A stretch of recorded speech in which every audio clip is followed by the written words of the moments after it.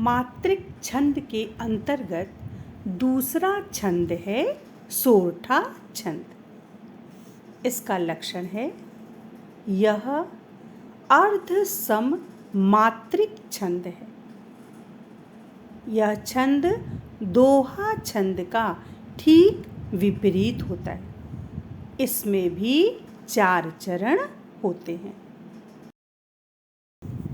इसके पहले और तीसरे चरण में 11-11 मात्राएं तथा दूसरे और चौथे चरण में 13-13 मात्राएं होती हैं, जबकि दोहा छंद में पहले और तीसरे चरण में 13-13 मात्राएं तथा दूसरे और चौथे चरण में 11-11 मात्राएं होती हैं। इसीलिए सोरठा छंद दोहा छंद का विपरीत होता है।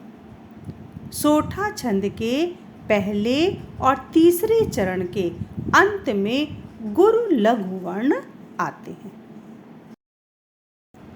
जैसे रहीमन पुत्री श्याम मनहु जलज मधुकर लसई केंधौ सालिग राम रूपे के अधराधरे। इसमें प्रथम चरण क्या है? रहीमन पुत्री श्याम। और तृतीय चरण क्या है? केंधौ सालिग राम। प्रथम और तृतीय चरण में जो लघु और गुरु की मात्रा लगी है, इसको जब आप काउंट करेंगे, गिनेंगे, तो इसमें देखिएगा 11-11 मात्राएं हैं। और द्वितीय चरण क्या है? मनहु जलज मधुकर लसई। और चतुर्थ चरण है रूपे के अधरा धरे। द्वितीय और चतुर्थ चरण में 13-13 मात्राएं आएंगी। जैसे देखिए, रहीमन में र में ह्रस्व अ, ही में ह्रस्व ई, म में ह्रस्व अ और न में ह्रस्व अ। तो ये चारों क्या हो गए? लघु वर्ण हो गए। पुत्री में पु में क्या है? ह्रस्व उ है। त में ह्रस्व अ और री में दीर्घ ई है। इसलिए लघु लघु और री में गुरु वर्ण हो गया। इसी तरह श्याम में या में दीर्घ आ है, इसलिए यह गुरु वर्ण है। और म में ह्रस्व अ है, इसलिए ये लघु वर्ण है। अब जब आप इसको गिनेंगे तो देखिए, रहीमन से लेकर के श्याम तक में 11 मात्राएं आ रही हैं।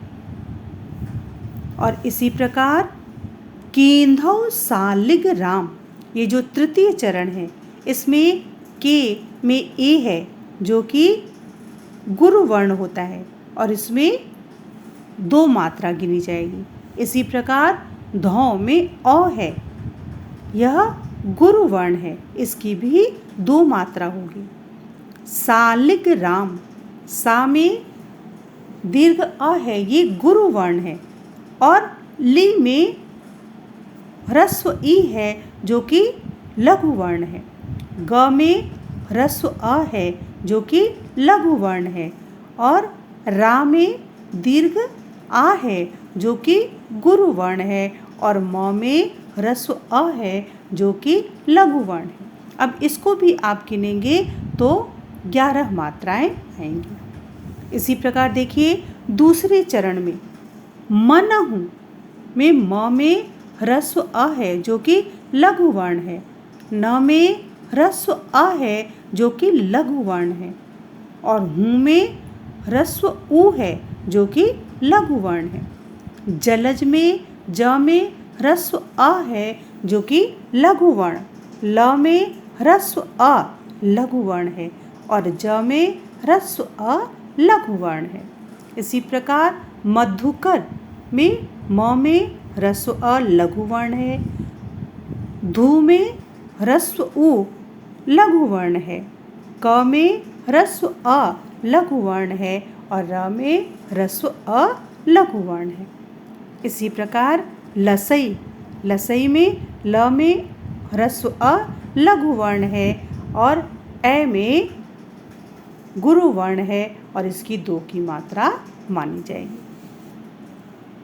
और चतुर्थ चरण में देखिए रूपे के अधरा धरे, इसमें भी रू में गुरु वर्ण है और इसीलिए ये 2 मात्रा गिनी जाएगी।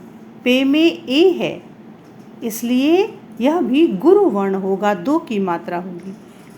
के में ए गुरु वर्ण है, इसकी भी 2 की मात्रा होगी। और अधरा में अ में ह्रस्व अ, ध में ह्रस्व अ और रा में दीर्घ आ है, इसलिए यह गुरु वर्ण हो गया।